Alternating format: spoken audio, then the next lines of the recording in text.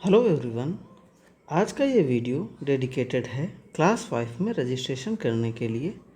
ऐसे लोग जो CPWD में रजिस्ट्रेशन करना चाहते हैं और उनकी फ़र्म सोल प्रोप्राइटरशिप फ़र्म है, तो उन सभी लोगों के लिए वीडियो है। या फिर ऐसे लोग जिनका ऑलरेडी क्लास 5 में रजिस्ट्रेशन हो चुका है और वो रीवैलिडेशन करना चाहते हैं सेम क्लास में अपनी सोल प्रोप्राइटरशिप फ़र्म का। तो कैसे होंगे, बिल्कुल स्टेप बाय स्टेप प्रोसेस देखेंगे। अगर आप इस वीडियो को पूरा देख लेते हैं तो आपको किसी की हेल्प की ज़रूरत नहीं पड़ेगी क्लास 5 में रजिस्ट्रेशन करने के लिए CPWD में।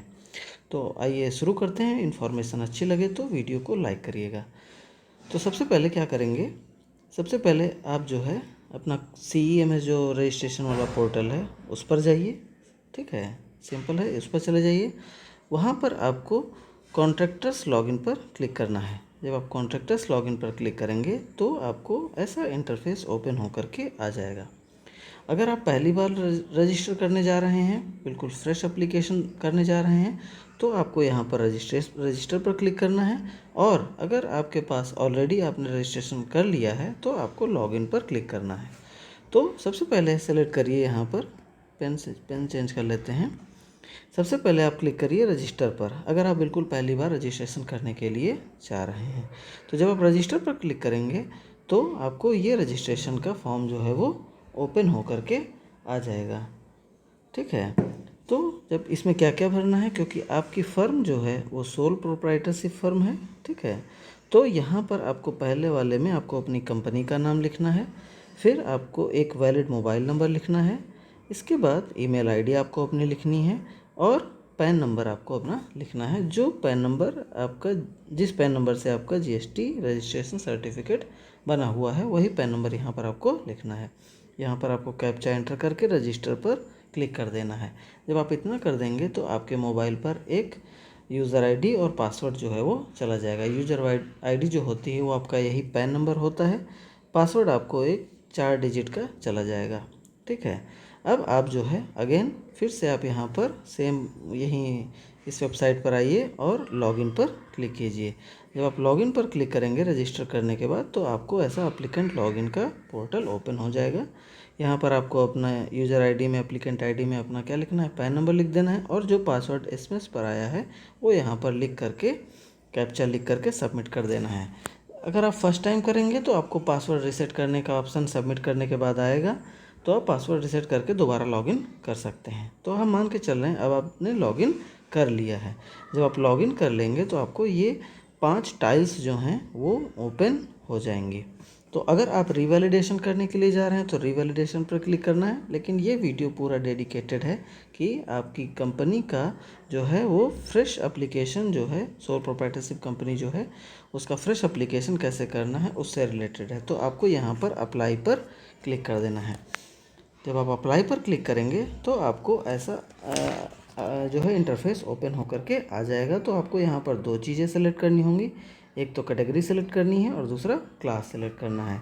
तो कैटेगरी में अगर आप बिल्डिंग, 2 कैटेगरी में CPWD में रजिस्ट्रेशन होता है केवल, एक तो बिल्डिंग्स एंड रोड्स कैटेगरी और दूसरा होता है हॉर्टिकल्चर कैटेगरी।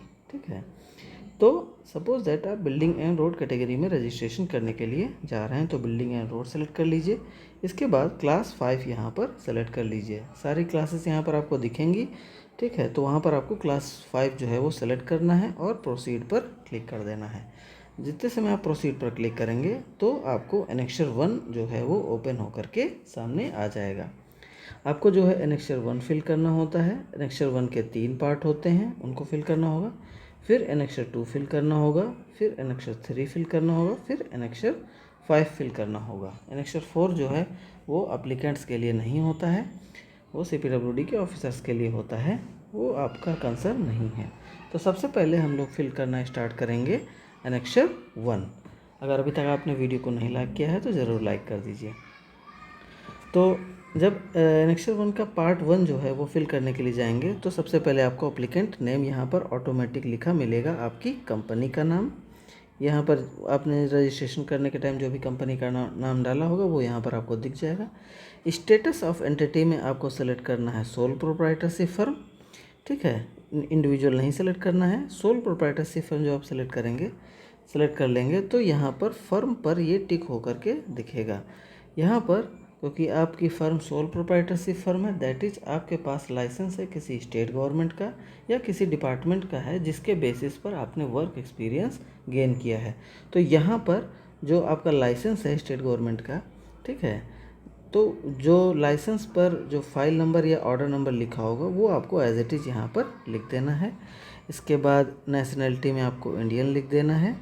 उसके बाद यहाँ पर जो ध्यान रखिए, जो एड्रेस फिल करेंगे, एड्रेस यहाँ पर जो फिल करेंगे वो सेम एड्रेस लिख देंगे जो जीएसटी रजिस्ट्रेशन सर्टिफिकेट पर आपका लिखा हुआ है।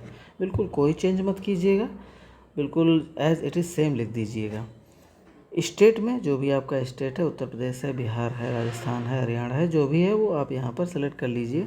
इधर अगर कोई 2 एड्रेस हैं, आपका हेड ऑफिस कहीं और है तो वो करिए, नहीं तो यहाँ पर कुछ करने की ज़रूरत नहीं है और यहाँ पर भी कुछ करने की ज़रूरत नहीं है। समटाइम यहाँ पर जो स्टेट सेलेक्ट करते हैं वो सेम यहाँ पर भी ऑटोमेटिक सेलेक्ट होकर के आ जाता है। इतना करने के बाद अगर कोई लैंडलाइन नंबर है तो वो लिखे, नहीं तो ये ऑप्शनल है। फैक्स नंबर है तो फैक्स लिख दीजिए, ये भी ऑप्शनल है, इसकी कोई ज़रूरत नहीं है। यहाँ पर मोबाइल नंबर आप अपना लिख दीजिए। इसके बाद ईमेल आईडी अपना लिख दीजिए। बिल्कुल एक मोबाइल नंबर एक ईमेल आईडी वही हर जगह यूज कीजिए, यहाँ पर आपको सेम वही लिखनी है। अगर आपकी कंपनी की कोई वेबसाइट है तो उसको आप यहाँ पर लिख सकते हैं। इसके बाद पैन नंबर आपको ऑटोमेटिक लिखा हुआ मिलेगा। यहाँ पर आपको आपकी फ़ाइल जो है वो चूज़ करके पैन की फ़ाइल यहाँ पर आपको अटैच कर देनी है।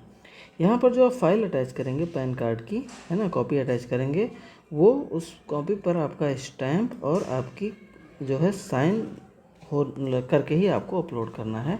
ऐसे नहीं अपलोड कर देना है, वो रिजेक्ट हो जाएगा, दोबारा अपलोड करने के लिए कहा जाएगा। इसके बाद आपको यहाँ पर अपना जीएसटी रजिस्ट्रेशन नंबर लिखना है और यहाँ पर भी फाइल चूज़ करके अपना जीएसटी रजिस्ट्रेशन सर्टिफिकेट अपलोड कर देना है। यहाँ पर भी जब अपलोड करेंगे तो आपका स्टैम्प और साइन होना चाहिए तीनों पेज पर जीएसटी के। इसके बाद आप यहाँ पर आधार कार्ड का नंबर एंटर करेंगे। आधार कार्ड का नंबर एंटर करने के बाद आधार कार्ड की जो कॉपी होगी उसको यहाँ पर अपलोड कर दीजिए, उस पर भी आपके स्टैम्प और साइन होने चाहिए। इसके बाद आप यहाँ पर जो है जितने भी डायरेक्टर हैं, क्योंकि सोल प्रोप्राइटरशिप फॉर कंपनी है तो केवल आप ही डायरेक्टर होंगे, सिंगल होंगे, इसीलिए यहाँ पर आपको अपना नाम लिख देना है। फ़ोटो अपलोड कर देनी है। फ़ोटो ऐसी अपलोड करनी है जिसका बैकग्राउंड कैसा होना चाहिए, वाइट होना चाहिए और फ़ोटो पर नाम लिखा हुआ होना चाहिए। अगर साइन वाला है तो साइन वाले वैसी ज़रूरत नहीं होती है, फ़ोटो का बैकग्राउंड वाइट हो और आपका नाम लिखा हुआ, वो फ़ोटो आपको यहाँ पर अपलोड करनी है। इसके बाद सिग्नेचर अपलोड करना है। फिर उसके नीचे 3 ऑप्शन और आते हैं। एक में आपका मोबाइल नंबर लिखने के लिए कहेगा, मोबाइल नंबर डाल दीजिए। इसके बाद आधार कार्ड की लास्ट की 4 डिजिट जो हैं वो आपको यहाँ पर लिख देनी है। इसी के नीचे पैन कार्ड की कॉपी अपलोड कर देनी है और आधार कार्ड की कॉपी भी अपलोड कर देनी है, बिल्कुल साइन वाली यहाँ पर। फिर आपको ऐड मोर पर क्लिक कर देना है। ऐड मोर पर क्लिक करते ही ये आपका ऐसे शो होने लगेगा। अगर आपको लगता है कि क्लियर नहीं दिख रहा है, साफ़ नहीं है, तो डिलीट करके आप दोबारा अपलोड कर सकते हैं। तो ये एनेक्सर 1 का पार्ट 1 है, बहुत केयरफुली फिल कीजिए, सारी डिटेल बहुत अच्छे से चेक होती हैं, ठीक है। तो अब आप गो टू पार्ट 2 पर क्लिक कीजिए। जब आप गो टू पार्ट 2 पर क्लिक करेंगे तो आपको जो है नेक्स्ट इसका पार्ट 2 यहाँ पर ओपन होकर के सामने आ जाएगा। तो यहाँ पर जो 7 नंबर पॉइंट है, अगर डिसमिस्ड गवर्नमेंट सर्वेंट हैं तो यस करिए, नहीं तो नो कर दीजिए। वैसे इन जनरल यहाँ सारे पॉइंट पढ़ लीजिए। Remove from approve list of contractor, अगर कभी आपको रिमूव किया गया है एज ए कॉन्ट्रैक्टर तो यस कीजिए, नहीं तो नो कर दीजिए, ठीक है। इन सबको पढ़ के यस या नो जो भी है वो करके कर सकते हैं, ठीक है। रिटायर्ड इंजीनियर हैं या फिर डायरेक्टर और पार्टनर हैं किसी अदर कंपनी के या फर्म के, तो भी आप यहाँ पर वो यस करके आपको यहाँ पर वो फाइल अपलोड करनी पड़ेगी, ठीक है। अब नेक्स्ट पॉइंट आ जाता है 8 में आपको person holding power of attorney, अगर कोई पर्सन पावर ऑफ अटॉर्नी आपकी कंपनी की होल्ड करता है तो उसका नाम यहाँ पर लिख देना है। नेशनैलिटी इंडियन लिख देना है। अगर नहीं सपोज दैट कोई ऐसा है तो यहाँ पर नो लिख देना है, ठीक है। क्या लिख देना है? नो लिख देना है। जब नो लिखेंगे तो यहाँ पर नॉट एप्लीकेबल लिख दीजिए। इसके बाद अगर कोई लायबिलिटी है तो वो आपको यहाँ पर बतानी है, नहीं तो यहाँ पर भी आपको नो कर देना है अगर कोई लायबिलिटी नहीं है, ठीक है। अब जो है ये इतना करने के बाद आपको यहाँ पर नेम ऑफ द बैंक मतलब बैंक की डिटेल यहाँ पर आपको सबमिट करनी होंगी। तो नेम ऑफ बैंकर में आपका अकाउंट जो है वो जिस बैंक में है, करंट अकाउंट है, वैसे करंट अकाउंट क्योंकि कम कंपनी है तो करंट ही अकाउंट होगा। तो यहाँ पर आप जो है अपना बैंक का नेम लिख दीजिए, बैंक का कंप्लीट एड्रेस आपको लिखना है, बैंक की ही आपको करेक्ट ईमेल आईडी और मोबाइल नंबर लिखना है। यहाँ पर इसलिए होता है क्योंकि आप जो बैंकर सर्टिफिकेट या फिर जो आपके बैंक की डिटेल हैं वो वेरीफाई होने के लिए CPWD मेल करती है, जिससे उन लोगों को मतलब वेरिफिकेशन के लिए जाता है। तो इसी ईमेल आईडी पर मेल जाता है। अगर सही ईमेल आईडी नहीं लिखेंगे तो वो टाइम टेकिंग प्रोसेस हो जाती है। अगर whether already enlisted with CPWD और अदर डिपार्टमेंट, अगर किसी अदर डिपार्टमेंट में इनलिस्टेड हैं, मतलब कि सपोज दैट स्टेट PWD में इनलिस्टेड हैं, तो आपको यहाँ पर यस कर देना है। यस करते ही एक फॉर्म ओपन हो जाएगा, सिंपल उस फॉर्म की डिटेल यहाँ पर फिल कर देनी है, कुछ नहीं है वैसा। अगर कोई पर्सन जो है आपका अगर आपका कोई रिलेटिव CPWD में काम कर रहा है तो आपको यस करना है, अदरवाइज़ यहाँ पर नो कर देना है। तो क्लास 5 में जब आप रजिस्ट्रेशन करने के लिए जा रहे होते हैं तो आपको जो है 3000 रुपीज़ का पेमेंट करना होता है। तो 3000 रुपीज़ का भारत कोष से पेमेंट कर दीजिए। भारत कोष में जब पेमेंट करेंगे तो उसमें से एक पेमेंट रिसिप्ट आपको मिल जाएगी, वो यहाँ पर आपको उसका यहाँ ट्रांजैक्शन का रेफरेंस नंबर और जिस डेट में आपने पेमेंट की है वो और जिस अमाउंट का आपने पेमेंट किया है वो यहाँ पर लिख देना है। पेमेंट कैसे करनी है उसका एक डिफरेंट वीडियो हमने अपने चैनल पर अपलोड कर दिया है, वहाँ पर जा कर के आप देख सकते हैं। ईजी है, सिंपल है, देख करके करेंगे तो गलत नहीं होगा। तो इतना कुछ करने के बाद आपका जो है पार्ट 2 फिल हो जाएगा। अब आपको गो टू पार्ट 3 पर जाना है। जब आप गो टू पार्ट 3 पर क्लिक करेंगे तो आपको जो है पार्ट 3 का ये फॉर्म ओपन हो जाएगा। यहाँ पर आपको सारे पॉइंट्स पर टिक कर देना है, ठीक है, सब पॉइंट्स पर टिक करना है। कोई आप छोड़ देंगे तो वो भी आपका रिटर्न होके आ जाएगा कि आपने इस पॉइंट पर टिक नहीं किया है, तो इसको टिक करके भेजिए। इतना करने के बाद आपको सबमिट एनेक्सर पर क्लिक करना है और आपका सबमिट एनेक्सर पर क्लिक करने के बाद एनेक्सर 1 जो होगा वो आपका सबमिट हो जाएगा। जब एनेक्सर 1 सबमिट हो जाएगा देन आप जो है एनेक्सर 2 फिल करने के लिए आएंगे। एनेक्सर 2 फिल करना है तो आपको जो है कहाँ पर क्लिक करना होगा, डैशबोर्ड पर चले जाइएगा। डैशबोर्ड पर चले जाने के बाद जो है आपको बता देते हैं कि क्या आएगा, ये ऐसा ओपन होगा। तो आपको जो है चेकलिस्ट पर क्लिक करना होगा डैशबोर्ड पर जा कर के। जब आप चेकलिस्ट पर क्लिक करेंगे तो पूरी ये एनेक्सर 2 आपका ओपन हो जाएगा।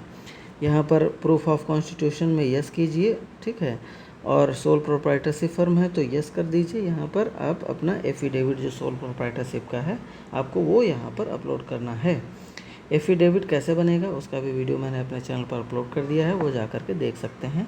आपको एफिडेविट जो बनवाना होगा 20 या 50 या 100 रुपये के स्टाम्प जो भी आपके यहाँ स्टेट में बनता है उस पर बनवा करके आपको फर्स्ट क्लास एग्जीक्यूटिव मजिस्ट्रेट से साइन करवाना होता है।